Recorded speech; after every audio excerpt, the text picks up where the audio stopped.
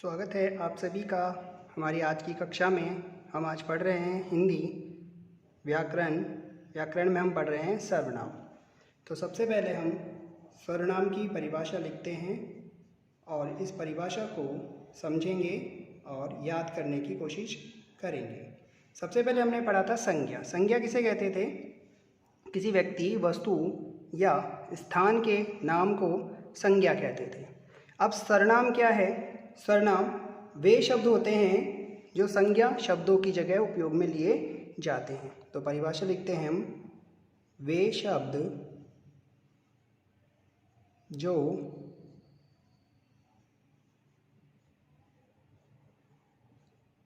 संज्ञा के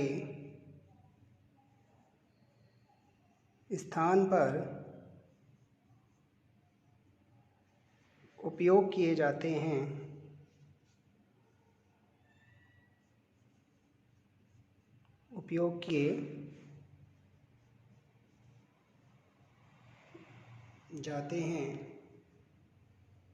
उन्हें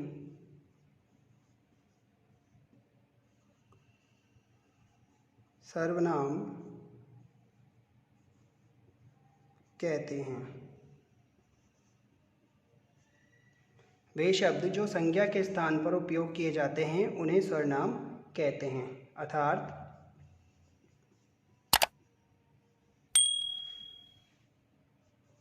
किसी वाक्य में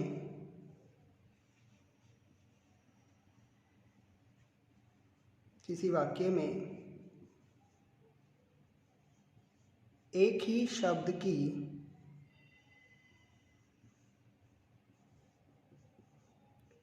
बार बार पुनरावृत्ति को हम कहते हैं दोहराना। पुनरावृत्ति ना हो इसके लिए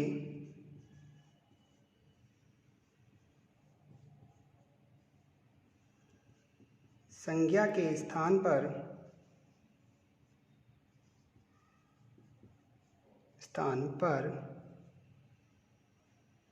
जिन शब्दों का प्रयोग किया जाता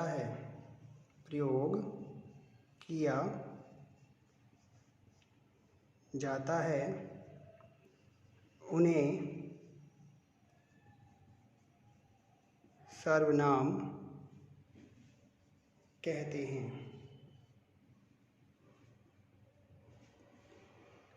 इसका हम एक बहुत अच्छा उदाहरण देखते हैं। जैसे हमारे पास एक वाक्य है, नितांश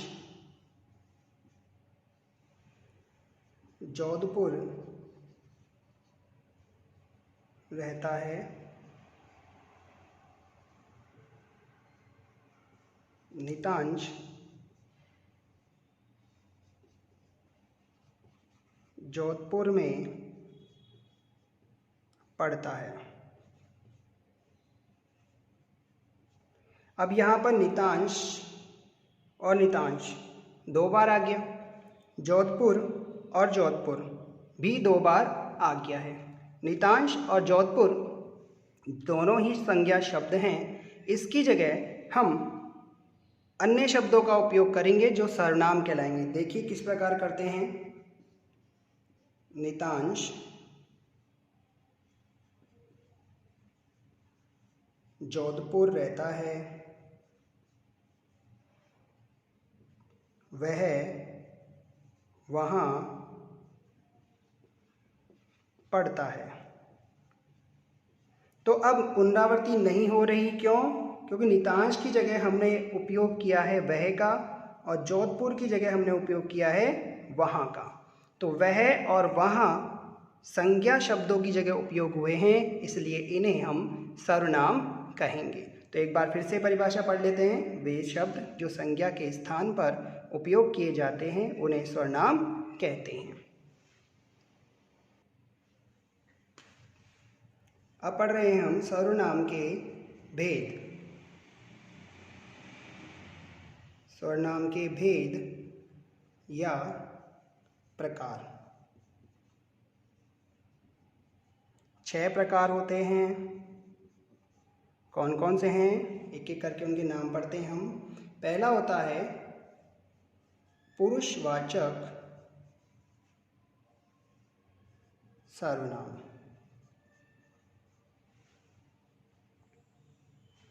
दूसरा है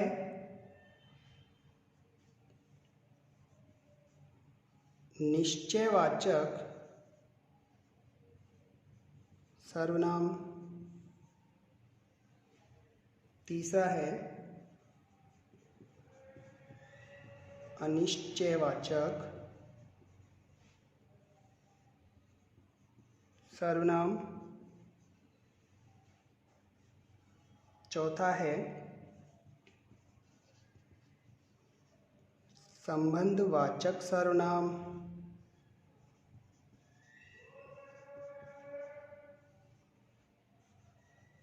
पांचवा है प्रश्नवाचक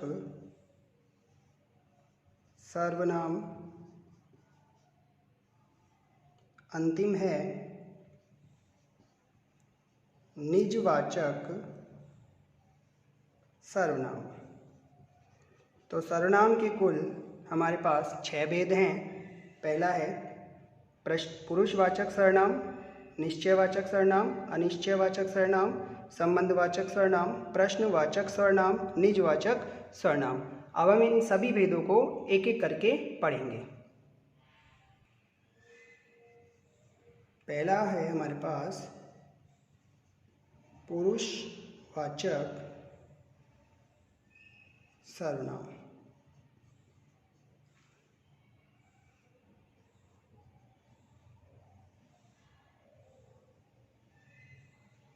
इसकी परिभाषा लिखते हैं पहले। जिन सर्वनाम शब्दों का प्रयोग बोलने वाले व्यक्ति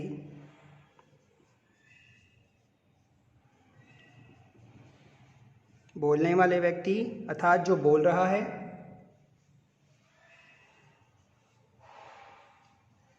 सुनने वाले व्यक्ति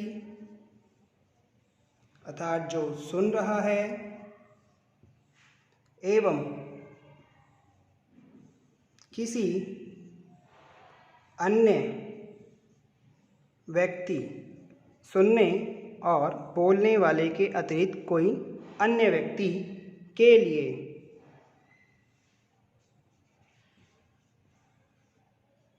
प्रयोग किया जाता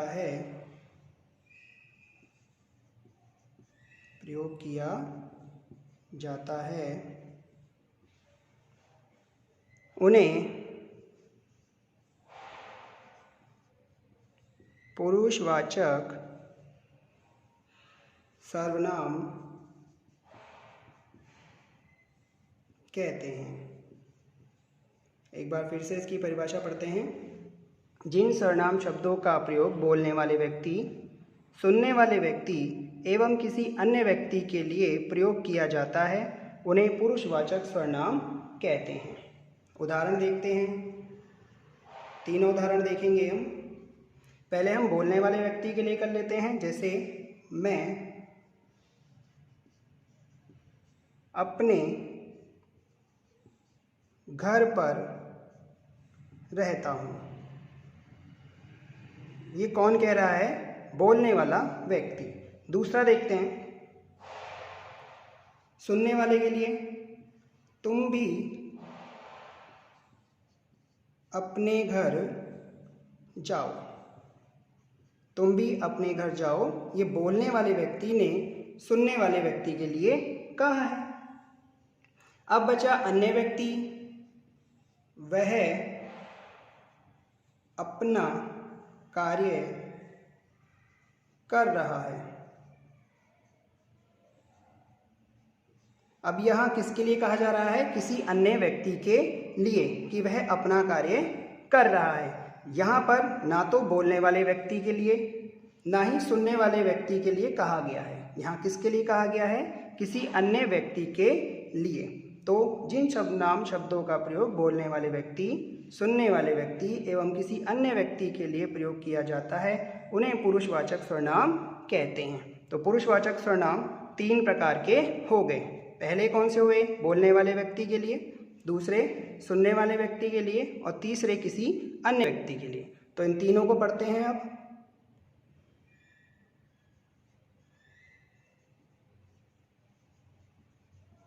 पुरुषवाचक सर्वनाम के भेद। कितने भेद बताए थे अभी हमने? 3 भेद। तीनों का वर्णन यहाँ हम करेंगे। पहला है उत्तम पुरुष वाचक सर्वनाम। दूसरा है मध्यम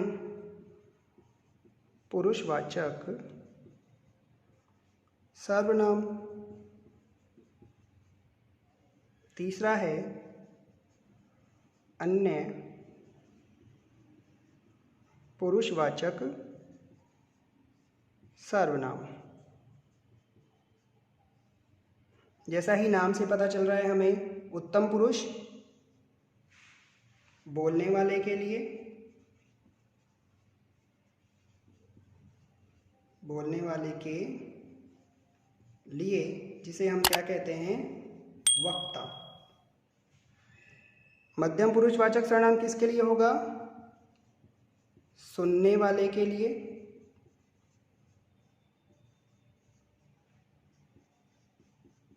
जिसे हम क्या कहते हैं? श्रोता। और अन्य पुरुषवाचक सर्वनाम होगा अन्य व्यक्ति के लिए। अन्य व्यक्ति अर्थात तीसरे व्यक्ति के लिए, तीसरे व्यक्ति के लिए। तो एक एक करके हम इनके बारे में पढ़ेंगे। नंबर 1 हम ले रहे हैं उत्तम पुरुष वाचक सर्वनाम। जैसा कि हम जान चुके हैं, उत्तम पुरुषवाचक सर्वनाम शब्दों का प्रयोग बोलने वाले व्यक्ति के लिए किया जाता है। तो इसको हम परिभाषा के रूप में लिख लेते हैं। वे सर्वनाम शब्द जिनका प्रयोग बोलने वाला व्यक्ति अपने लिए करता है, अपने लिए करता है, उन्हें उत्तम पुरुष वाचक सर्वनाम कहते हैं। आइए इसके उदाहरण देखें। पहले एक बार परिभाषा को फिर से पढ़ते हैं। वे सर्वनाम शब्द जिनका प्रयोग बोलने वाला व्यक्ति अपने लिए करता है उन्हें उत्तम पुरुषवाचक सर्वनाम कहते हैं। जैसे मैं, मेरा, मुझे, मुझको। इन शब्दों का प्रयोग एक वचन के लिए किया जाता है, एक वचन के लिए। अब मैं की जगह हम, मेरा की जगह हमारा, मुझे की जगह हमें, मुझको की जगह हमको। इन शब्दों का प्रयोग करते हैं हम बहुवचन के लिए। अब इसका एक उदाहरण देख लेते हैं हम।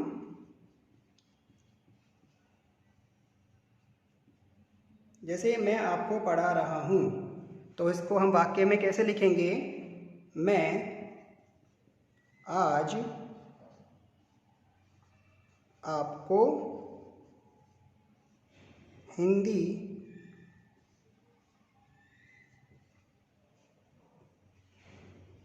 पढ़ाऊँगा। तो मैं कौन हो गया यहाँ पर? उत्तम पुरुषवाचक सर्वनाम।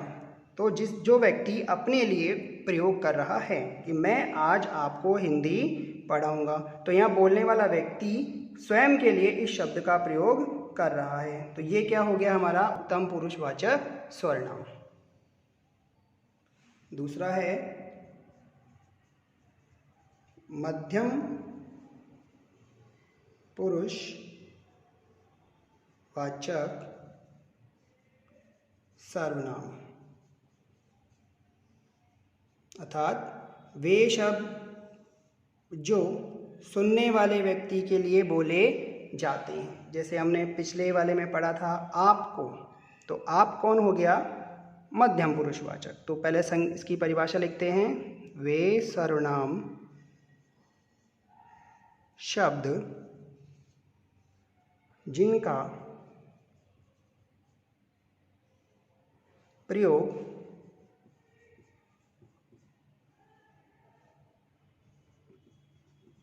बोलने वाला व्यक्ति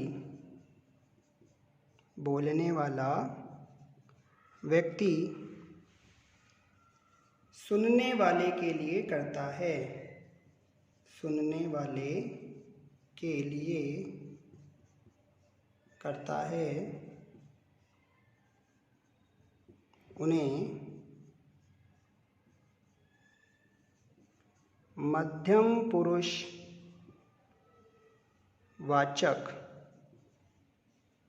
सर्वनाम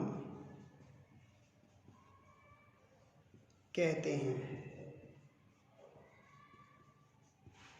जैसे तू, तुझे, तेरा, तुझको,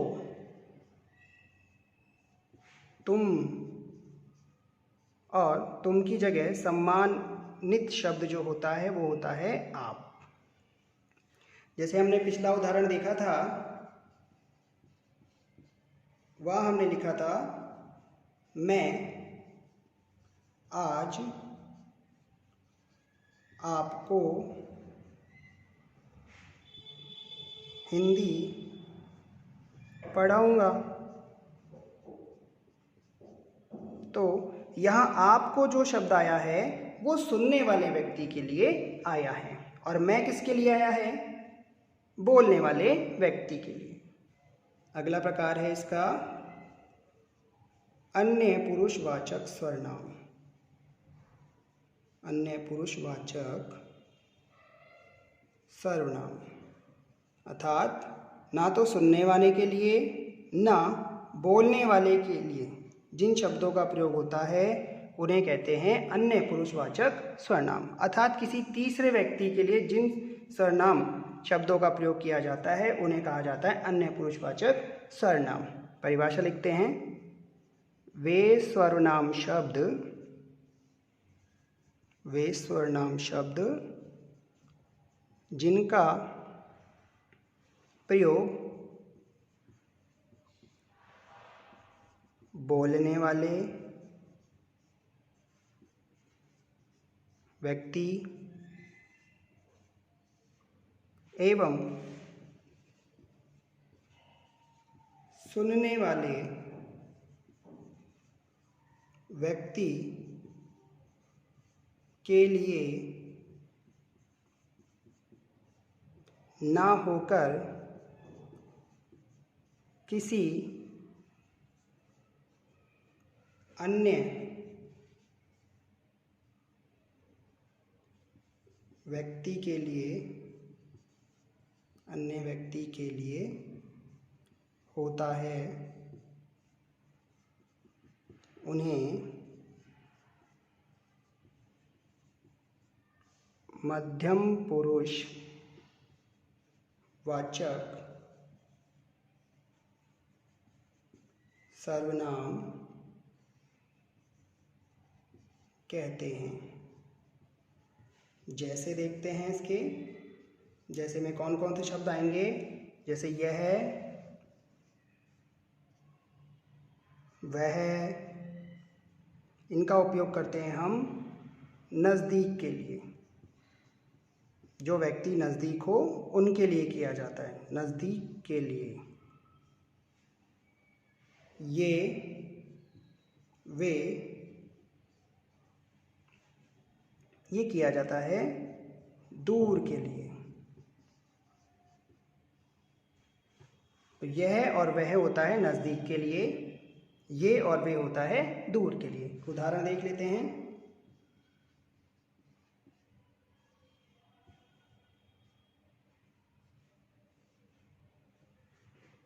वह चला गया। तो यहाँ वह जो है वो किसी अन्य व्यक्ति के लिए है, ना तो बोलने वाले व्यक्ति के लिए है, ना सुनने वाले व्यक्ति के लिए है। यह किसी अन्य ही व्यक्ति के लिए बोला गया सर्वनाम शब्द है। तो वे सर्वनाम शब्द जिनका प्रयोग बोलने वाले व्यक्ति एवं सुनने वाले व्यक्ति के लिए ना होकर किसी अन्य व्यक्ति के लिए होता है, उन्हें मध्यम पुरुष वाचक सर्वनाम कहते हैं। जैसे यह, वह, ये, वे। हम पढ़ रहे हैं सर्वनाम का दूसरा प्रकार, निश्चयवाचक सर्वनाम। नाम से ही आपको पता लग गया होगा कि जो निश्चित होगा उसी की बात यहाँ की जाएगी। तो परिभाषा पढ़ लेते हैं। वे सर्वनाम शब्द जो किसी निश्चित वस्तु का बोध या ज्ञान कराते हैं, उन्हें निश्चयवाचक सर्वनाम कहते हैं। जैसे इसमें आएंगे आपके यह, वह, वे, ये। इसका उदाहरण देख लेते हैं।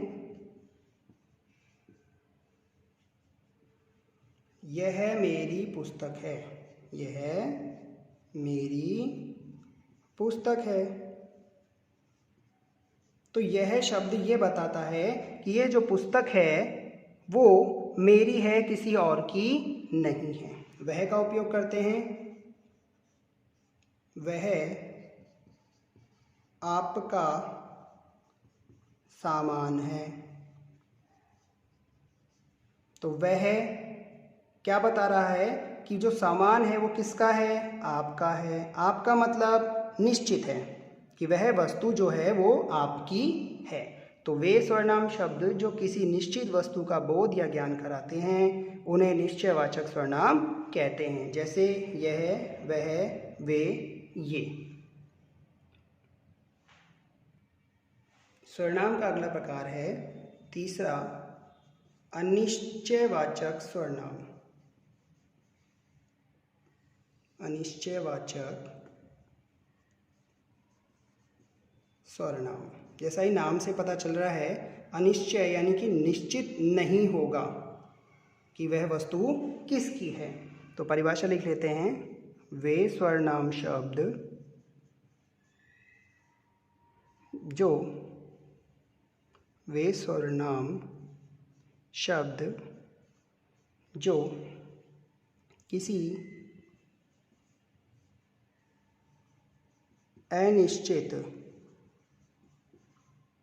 किसी अनिश्चित वस्तु या व्यक्ति के लिए व्यक्ति के लिए प्रयोग किए जाते हैं उन्हें अनिश्चयवाचक सर्वनाम कहते हैं। जैसे कोई, कुछ, किसी। यहाँ हमने बात की अनिश्चित वस्तु और व्यक्ति के लिए। तो उदाहरण देखते हैं इसके।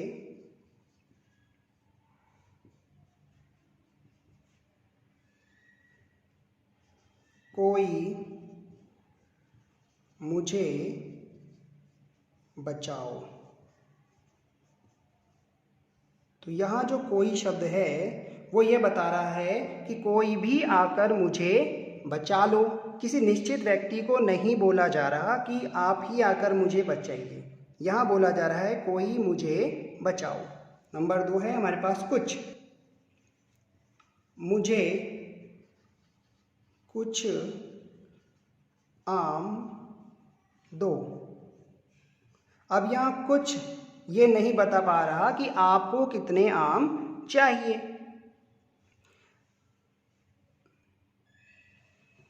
अब बात करते हैं किसी की।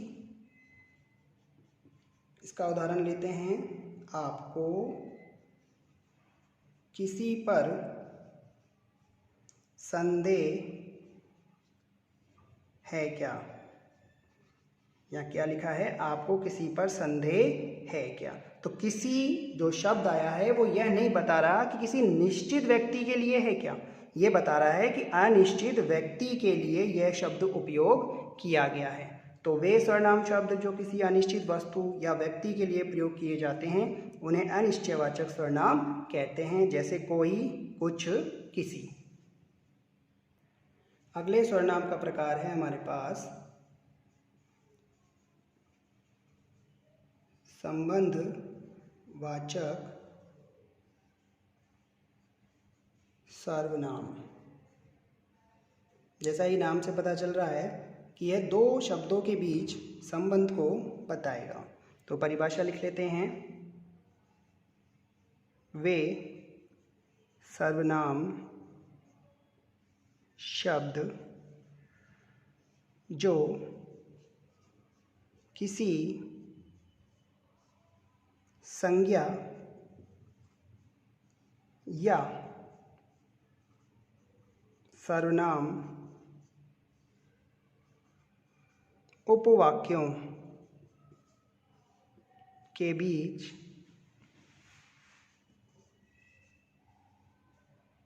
के संबंध का बोध कराते हैं उन्हें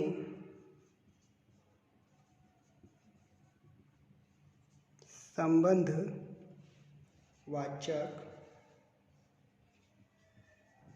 सर्वनाम कहते हैं। जैसे या हम जोड़े में लिखेंगे दोनों शब्दों को, जो, सो, जिसकी, उसकी,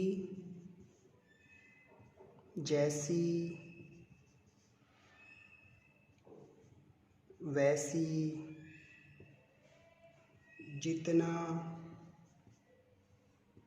उतना। तो इसका उदाहरण देख लेते हैं।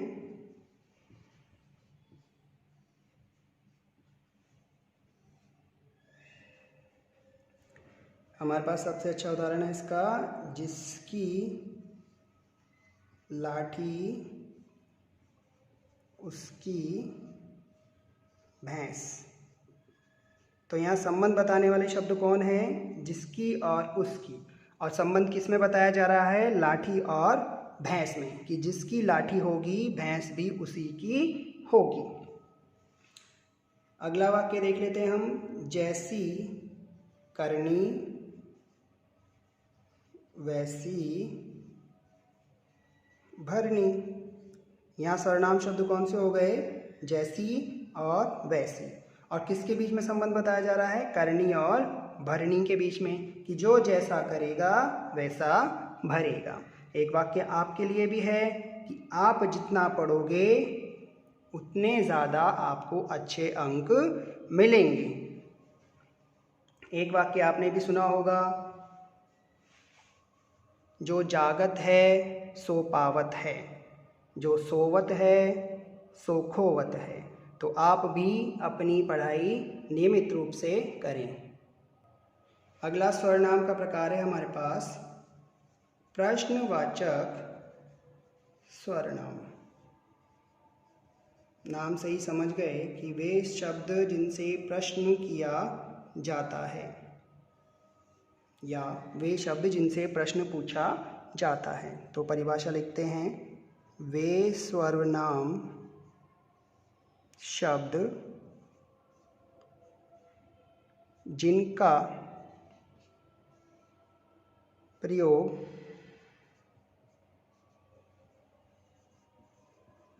प्रश्न करने के लिए किया जाता है, उन्हें प्रश्नवाचक सर्वनाम कहते हैं। कौन कौन से हैं देख लेते हैं। जैसे क्या, कब, कहाँ, क्यों, किसने, किसको,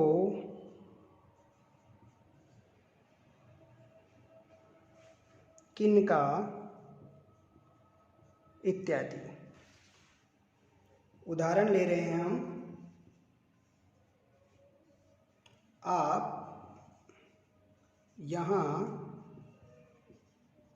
क्या कर रहे हैं? प्रश्नवाचक चिन्ह लगाएंगे। क्या प्रश्नवाचक सर्वनाम है जो आपसे यह पूछ रहा है कि आप इस जगह पर क्या कर रहे हैं। दूसरा है, अन्य उदाहरण ले लेते हैं। आप कब आए? तो आपसे प्रश्न पूछा जा रहा है कि आप कब आए। तो ये है हमारा प्रश्नवाचक सर्वनाम। वे सर्वनाम शब्द जिनका प्रयोग प्रश्न करने के लिए किया जाता है उन्हें प्रश्नवाचक सर्वनाम कहते हैं। कौन कौन से हैं? क्या, कब, कहाँ, क्यों, किसने, किसको, किनका। हमारा सर्वनाम का अंतिम प्रकार है निजवाचक सर्वनाम। निजवाचक सर्वनाम, जैसा ही नाम से पता चल रहा है, निज, निज अर्थात होता है स्वयं के लिए। तो वे सर्वनाम शब्द जिनका प्रयोग हम स्वयं के लिए करते हैं, अपने लिए करते हैं, उन्हें निजवाचक सर्वनाम कहते हैं। परिभाषा लिखते हैं, वे सर्वनाम शब्द जिनका प्रयोग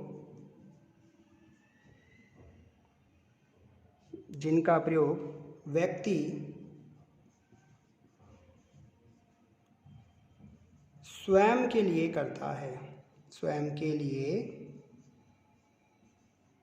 करता है, उन्हें निजवाचक सर्वनाम कहते हैं। उन्हें निजवाचक सर्वनाम कहते हैं। कौन कौन से ऐसे शब्द हैं जिनका प्रयोग व्यक्ति स्वयं के लिए करता है? पहला शब्द है स्वयं, स्वतः, खुद, आप, अपने आप। तो एक उदाहरण देखते हैं। मैं अपना काम अपने आप करता हूँ। या इसको दूसरी तरीके से भी कह सकते हैं, मैं अपना काम स्वयं करता हूँ। तो वे सर्वनाम शब्द जिनका प्रयोग व्यक्ति स्वयं के लिए करता है उन्हें निजवाचक सर्वनाम कहते हैं, जैसे स्वयं, स्वतः, खुद, आप, अपने आप। आज हमने सर्वनाम के बारे में पढ़ा, सर्वनाम के विभिन्न प्रकारों के बारे में पढ़ा। आप अपनी कॉपी में इन सभी सर्वनाम की परिभाषा और उसके प्रकारों को लिखें और याद करें।